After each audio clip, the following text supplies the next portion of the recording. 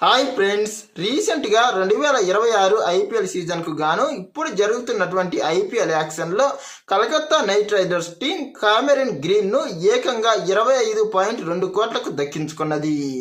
ఇందు మూలంగా ఇతడు ఐపీఎల్ చరిత్రలోనే అత్యధిక రేటు పలికినటువంటి మూడో ఆటగాడిగా చరిత్రలో నిలిచాడు.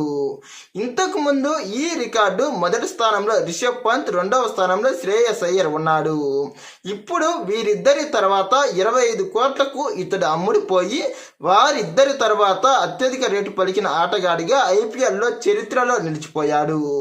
మరి ఇంత భారీ మొత్తంలో ఇతడి కోసం చెన్నై సూపర్ కింగ్స్ పోరాడడానికి ప్రధాన కారణాలు ప్రస్తుతం పేస్ ఆల్రౌండర్లు ప్రపంచంలో చాలా తక్కువ.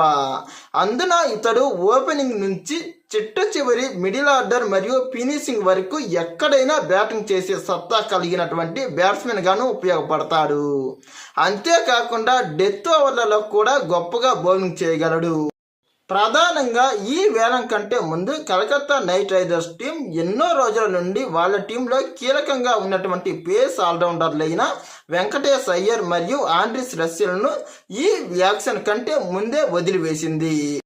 ప్రధానంగా వీరిద్దరి స్థానాలను భర్తీ చేసేందుకు ప్రస్తుతం ఉన్నటువంటి ఇంటర్నేషనల్ క్రికెట్లో అత్యుత్తమ ఆల్రౌండర్ ఇతడే. అంతేకాకుండా ఇతడు వారికంటే కూడా గొప్పగా బౌలింగ్ వేయగలడు. అంతేకాకుండా నేటి తరంలో ఆస్ట్రేలియాకు ఎన్నోసార్లు ఒంటి చేత్తో అతడు విజయాలను అందించాడు. ఈ మధ్య కాలంలో వన్డేల్లోనే ఏకంగా టీ20లను మించిన బ్యాటింగ్ అతడు నమోదు చేశాడు. వీటన్నిటికంటే ముందు ప్రధానంగా ఇతడు ఇండియన్ పిచ్చెస్ లో చాలా చెలరేగి ఆడడం గతంలోనే మన ప్రేక్షకులు గమనించారు.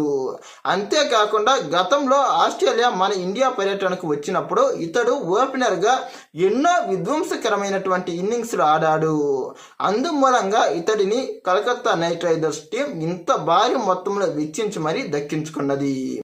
ఇతడిని దక్కించుకునేందుకు చెన్నై సూపర్ కింగ్స్ ఏకంగా 25 కోట్ల వరకు ముందుకు వెళ్ళినప్పటికీ చివరికి 25,20,00,000కు కలకత్తా నైట్ రైడర్స్ టీం ఇతడిని దక్కించుకున్నది.